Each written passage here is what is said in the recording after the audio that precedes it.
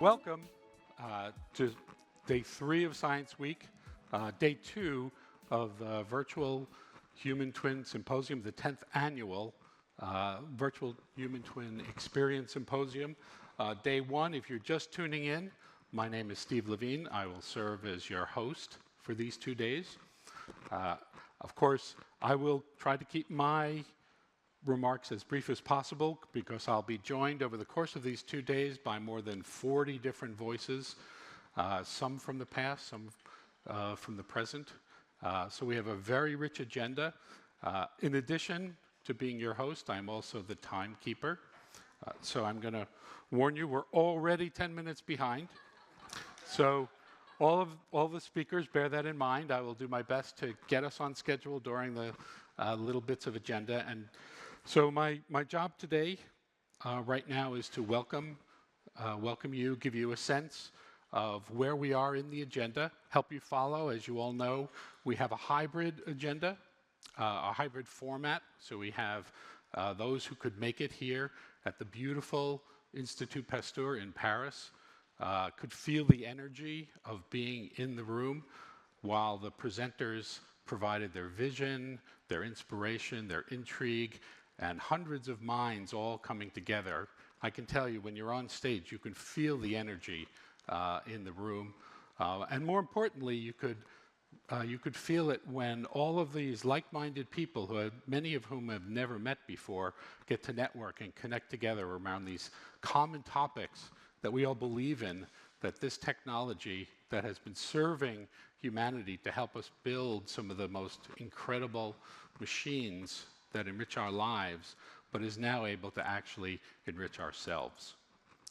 And this is a really powerful message that everyone who's here very much embodies.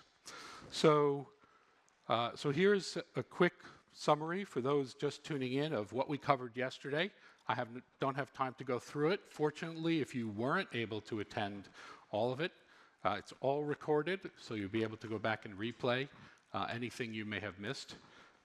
There were some clear highlights that began with very deep technical colloquium, a review of the very latest living heart model. This is 10 years in the works, fully capitalizing on all of the power of the 3D Experience platform, really for the first time to embrace all of the capabilities of the platform. And those of you who had a chance to preview that in the morning will know that this is a game changer for the whole field. And you'll see a little more of that over the course of the day. But that's already done. So now we talk about today. And as you may recognize, in addition to being a hybrid attendance format, we have kind of a hybrid content format. We have high-level keynotes that will open our minds to the possibilities, ideas we hadn't considered, and then some deeper technical details to fill in those openings with ideas from the corners of research that they've been doing, or clinical practice, or even just everyday life. All of those are shared and they connect because what we're talking about are human experiences. And so in more detail, I've broken down the agenda, again, particularly for those who aren't fortunate to be in the room, to be able to follow if you're not necessarily able to sit for 8 hours in front of your computer. I understand that. So you can follow it as appropriate. And so the first half is already completed, and then this is the way we organized the agenda. So we will go, as I mentioned, through yesterday. Just build this out. I won't go through the details of yesterday. These are all now complete. So this particular roadmap is organized so you can follow in terms of what I would call the level of thought. So thought leadership at the top, technical details at the bottom. Over time, we recognize there's a little bit of mental fatigue, so the sine wave dampens as you go on with the agenda. We were very thoughtful in laying that out. So for today, we're going to focus a little bit more on keynotes, on discussion, a little less on PowerPoint, so there still will be a lot of technical content. So Be prepared. There's a lot of really high-quality content, and then 3 discussion panels on 3 particular topics. I'll introduce those as we get along. A long networking break, which, as I know, is everyone's favorite, where we discuss what we just learned, meet each other, form new collaborations. Many of the works that you'll see presented at these symposia were conceived at previous consortia meetings. And so this is an important part of the agenda. We'll go through the panel discussions, and then we'll have some concluding thoughts. As we embark on day 2 of this agenda, with day 1 largely being a reflection, a celebration of the first 10 years of the project that began with a small group of visionaries believing that this would possible.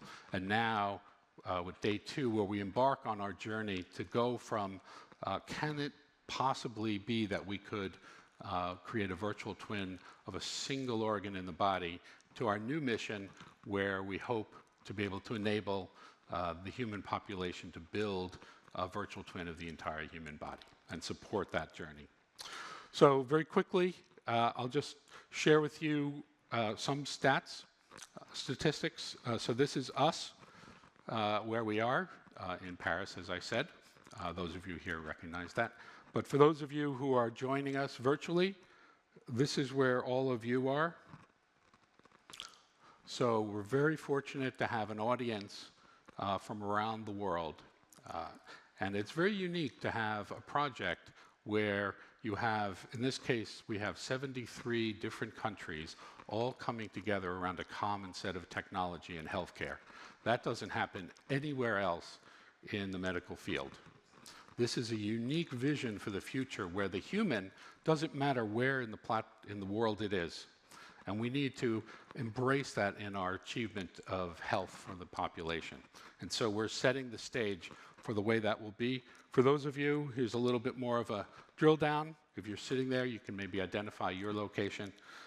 Here's North America. And a little bit of a breakdown, because those of us who are engineers, we love numbers.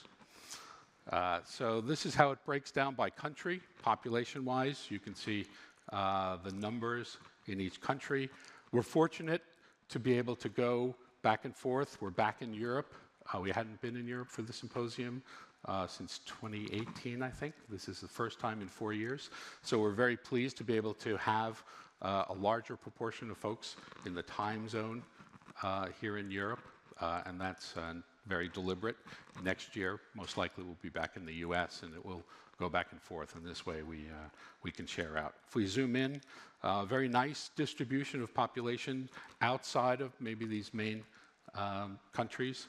And so the idea of virtualizing the human transcends our physical ability to all get together, and we embrace that in this symposium. We also break down a little bit of statistics, because this is a multidisciplinary symposium. You can see here a beautiful distribution between industry and research, and also education. We'll talk about that. So the next generation, those young minds that will be the adopters of this technology, will be the implementers. It's great to have hundreds of them online as well. We don't actually, I know, and as you'll see, we have a number of practicing clinicians joining us as well, although we didn't actually ask for that, so I can't give you the statistics, but we'll hear from some of them yesterday.